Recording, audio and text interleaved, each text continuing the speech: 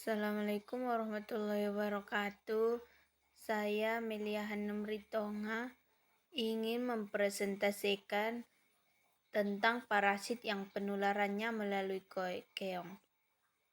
Pertama, pengertian dari Schistosomiasis atau Bilharzia. Schistosomiasis adalah penyakit akut ataupun kronis akibat infeksi cacing parasit yang hidup di air pada daerah subtropis dan tropis. Schistosomiasis juga dikenal sebagai Bilharzia atau demam siput. Penyakit ini menyerang usus dan sistem urinasi terlebih dahulu. Namun, karena cacing tinggal di dalam darah, schistosomiasis dapat menyerang sistem lainnya bagian tubuh. Yang terserang penyakit ini akan tergantung dari spesies parasit. Beberapa spesies dapat memengaruhi paru-paru dan saraf tulang belakang, otak, dan sistem pusat saraf. Gejala schistosomiasis.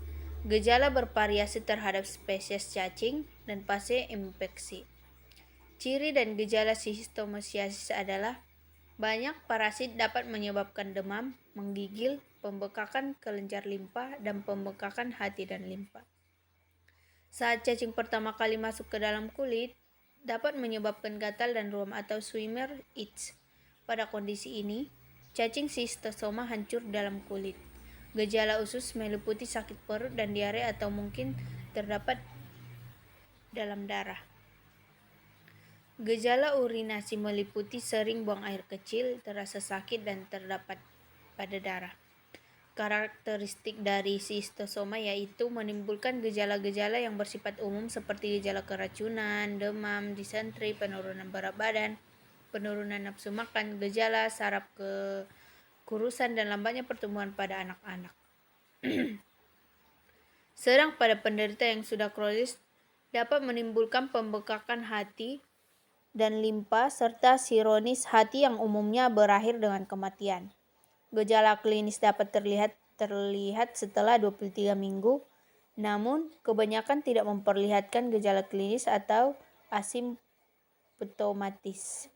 Schistosoma, Haematobium, S. mansoni, dan S. japonicum memiliki masa inkubasi 8-12 minggu dihitung dari mulai larva memasuki tubuh sampai cacing mencapai fases atau urin penderita. Riwayat perjalanan. Masa yang pertama, masa prepatogenesis. Masa ini dimulai saat terjadinya stimulus penyakit schistosomiasis sampai terjadi respon pada tubuh. Pada tahap ini mulai terjadi interaksi antara agen yaitu schistosoma sp dengan host dan environment. Pada kejadian penyakit schistosomiasis ini, mulai terjadi paparan atau exposure dengan agen penyakit schistosomiasis, namun agen belum masuk tubuh pada host. Kedua, masa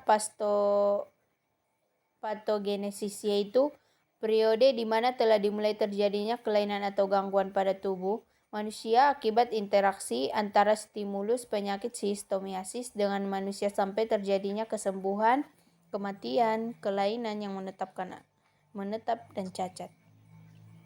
Periode patogenesis dapat dibagi menjadi fase subklinis, fase klinis, dan fase penyembuhan. Fase subklinis di mana proses terjadinya sakit schistosomiasis telah terjadi, namun perubahan tersebut di atas tidak cukup kuat untuk menimbulkan keluhan sakit. Yang kedua, fase klinis.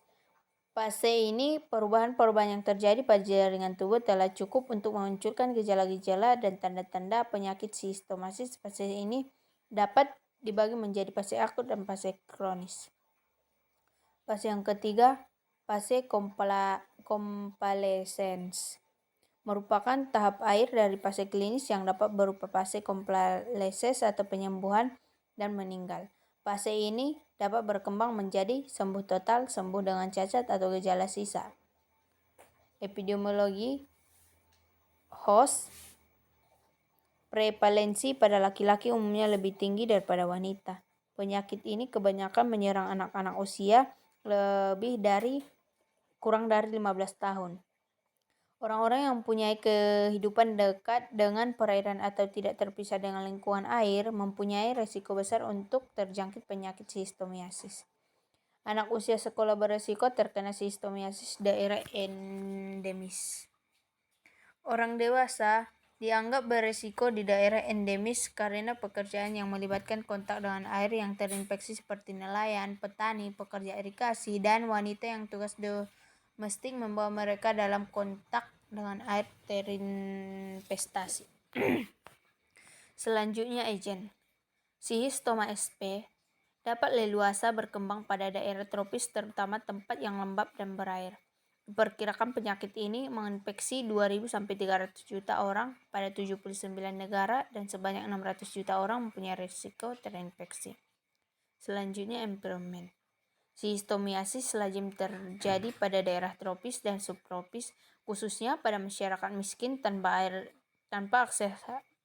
akses air minum yang aman dan sanitasi lingkungan yang buruk.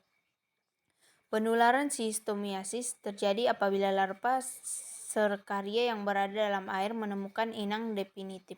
Dengan kata lain, transmisi penyakit sistosomiasis pada manusia terjadi apabila manusia berada pada lingkungan perairan yang sudah mengandung larva serkaria dari sistosoma. Selanjutnya peranan lingkungan. Dalam peranan lingkungan ada yang namanya suhu. Suhu yang cocok untuk Schistoma sp adalah suhu rata-rata pada daerah tropis yaitu 18 derajat Celcius. Suhu ini sangat mempengaruhi keberlangsungan siklus hidup Schistoma sp yang juga mempengaruhi perkembangan keberadaannya di suatu daerah. Selanjutnya iklim. Iklim tropis adalah iklim yang cocok bagi Schistoma sp. Pada iklim tersebut, Schistoma sp dengan mudah melakukan keberlangsungan siklus hidupnya dan perkembangan pada daerah tertentu. Biologis. Cacing schistosoma membutuhkan dua hospes, yaitu hospes definitif dan hospes perantara untuk tetap perkembangbiakan secara seksual dan aseksual dengan sempurna. Hospes definitifnya salah satunya adalah siput Oncomelania. Siput ini hidup dan mudah berkembang daerah seperti bekas sawah, saluran air, dan daerah yang alami seperti sempat becek yang terlindung, tepi danau, tepi hutan, dan di dalam hutan atau di bawah pohon. Pencegahan sistosomiasis berikut adalah gaya hidup dan pengobatan rumahan yang dapat membantu Anda menghindari infeksi sistosomiasis, terutama jika Anda bepergian ke area dengan kasus penyakit yang tinggi seperti hindari mendayung, berenang atau mencuci di air tawar. Pastikan Anda berenang hanya di lautan atau kolam renang dengan klorin. Kedua, bawa celana atau sepatu bot anti air apabila ada kemungkinan Anda harus melewati aliran atau sungai. Ketiga, rebus atau saring air sebelum meminum. Keempat, oleskan penangkal serangga di kulit Anda atau segera keringkan kulit Anda dengan handuk setelah keluar dari air yang mungkin terkontaminasi. Yang terakhir, gunakan dosis tunggal praziquantel oral setiap tahun untuk mengurangi kemungkinan infeksi dan komplikasi. Sekian, terima kasih. Kurang dan janggalnya saya mohon maaf. Assalamualaikum warahmatullahi wabarakatuh.